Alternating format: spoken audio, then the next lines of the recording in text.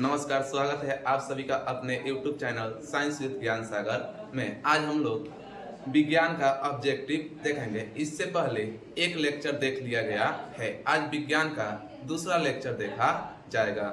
चलिए स्टार्ट करते हैं। आज विज्ञान क्लास 10 का 2024 से 25 में आने वाले क्वेश्चन को देखेंगे। चलिए स्टार्ट करते हैं। देखा है कि वह कौन सी धातु है जिसे चाकू से काटा जा सकता है। तो देखिए, जो सोडियम होता है इसको चाकू से आसानी से काटा जा सकता है। तो इसका आंसर क्या होगा? सोडियम। इसका उत्तर है दूसरा क्वेश्चन कि हीरा किस धातु का अपर रूप है। तो देखिए, जो हीरा होता है ये कार्बन धातु का अपर रूप होता है। तो किसका होगा? कार्बन का। चलिए तीसरा कह रहा है कि आवर्त सारणी के प्रथम वर्ग के एक तत्व का नाम बताएं। तो देखिए, जो आवर्त सारणी होता है इसके प्रथम वर्ग में मात्र दो ही तत्व होता है। एक क्या होता है? हाइड्रोजन होता है, और दूसरा क्या होता है? हीलियम होता है। तो आंसर क्या हो जाएगा? या तो आप हाइड्रोजन भी लिख सकते हो या हीलियम भी लिख सकते हो, दोनों सही है। इसके बाद चौथा क्वेश्चन कह रहा है कि लोहा ऑक्सीजन से सहयोग कर क्या बनाता है। तो देखिए, जो लोहा होता है ये जब ऑक्सीजन से सहयोग करता है तो ये क्या बनाता है? लौह ऑक्साइड बनाता है। देखिए पांचवा क्वेश्चन कह रहा है कि हरे पौधे में किस घटक के अभाव में प्रकाश संश्लेषण संभव नहीं है। संभव नहीं है। देखिए क्या कहना चाह रहा है? कह रहा है कि जो हरे पेड़ पौधे होते हैं उसमें जो प्रकाश संश्लेषण की जो प्रक्रिया होता है किस घटक के अभाव में संभव नहीं है। तो जो पर्णहरित या क्लोरोफिल होता है, अगर यह अनुपस्थित होगा तो जो हरे पेड़ पौधे होते हैं उसमें प्रकाश संश्लेषण की प्रोसेस नहीं हो पाएगा। चलिए देखते हैं छठा नंबर क्वेश्चन। चलिए अब देखते हैं छठा नंबर क्वेश्चन। देखिए कह रहा है कि छठा नंबर क्वेश्चन कि मनुष्य में चीनी के पाचन में कौन हार्मोन सहायक है।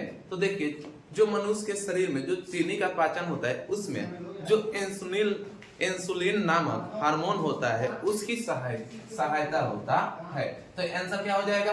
इंसुलिन। इसका देखिए छठा नंबर क्वेश्चन का है, ये क्वेश्चन बार बार पूछता है। कह रहे कि मनुष्य के कोशिका में गुणसूत्रों की संख्या है।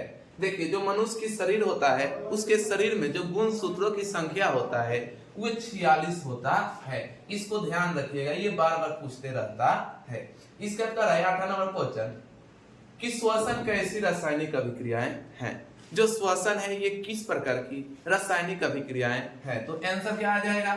जब हम लोग क्या करते हैं रासायनिक अभिक्रियाएं पढ़ते हैं तो वहां पे अनेक प्रकार की, जैसे में ऊष्माक्षेपी अभिक्रिया देखने को मिलता है, अवशोषी अभिक्रिया देखने को मिलता है।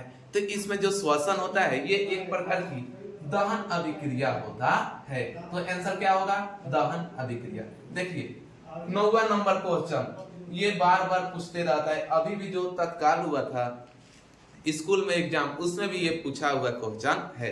क्या कह रहा है? कह रहा है कि ओम के नियम में किसका मान अचर रहता है। तो जो ताप होता है इसका मान अचर रहता है। इसका 10वां नंबर क्वेश्चन कर रहा है 10 नंबर की विद्युत शक्ति का एसआई मात्रक क्या होता है। तो जो विद्युत शक्ति होता है इसका एसआई मात्रक वाट होता है। चलिए अब 11 नंबर क्वेश्चन देखते हैं। चलिए अब देखते हैं आगे। देखिए 11 नंबर क्वेश्चन कह रहा है कि स्पष्ट दृष्टि की न्यूनतम दूरी कितनी होती है। तो देखिए, जो मानव के लिए स्पष्ट दृष्टि की न्यूनतम दूरी होता है उसको निर्धारित किया गया है 25 सेंटीमीटर। इसके अब देखिए 12 नंबर क्वेश्चन कह रहा है कि बायोगैस का प्रमुख घटक क्या होता है।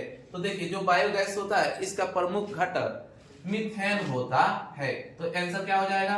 मीथेन। इसका देखिए 13 नंबर का आ रहा है क्वेश्चन कि वन संरक्षण का प्रमुख उपाय क्या है। तो देखिए, जो वन संरक्षण होता है इसका सबसे प्रमुख उपाय होता है पुनरोपण कर। यानी कि जैसे में कोई जंगल है या कोई जगह है, यहाँ से जब आप एक पेड़ पौधे को क्या करते हैं, साइड करते हैं या हटाते हैं, या कोई पेड़ पौधा इसमें सूख जाता है तो इसके स्थान पर एक न्यू पौधा को लगाकर वन का संरक्षण किया जा सकता है। इसका देखिए 14 नंबर क्वेश्चन का है कि हीलियम कैसा तत्व है। तो जो हीलियम होता है यह एक प्रकार का अक्रिय गैस होता है। हीलियम कैसा तत्व है, ठीक है, कोई दिक्कत नहीं, यहाँ पे गैस भी ले सकते हैं। इसका देखिए 15 नंबर क्वेश्चन का है कि जल में हाइड्रोजन तथा ऑक्सीजन की परमाणुओं का अनुपात होता है। तो देखिए जो जल की अगर सूत्र की बात करें कि इसका रासायनिक सूत्र क्या होता है, तो जो जल होता है इसका रासायनिक सूत्र H2O होता है। तो हाइड्रोजन के कितना है परमाणु संख्या 2 और ऑक्सीजन का 1। तो जल का जो जल में परमाणुओं की संख्या होगा वो क्या होगा 2:1 होगा।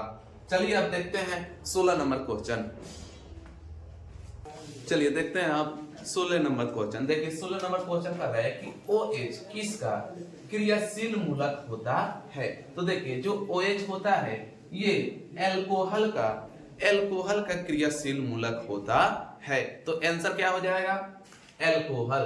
इसका 17 नंबर क्वेश्चन आ रहा है कि प्रकृति में ऑक्सीजन का संतुलन किसके कारण बना रहता है। तो देखिए जो हमारा प्रकृति होता है इसमें जो ऑक्सीजन होता है इसका संतुलन प्रकाश संश्लेषण के कारण बना रहता है। तो आंसर क्या हो जाएगा प्रकाश संश्लेषण के कारण।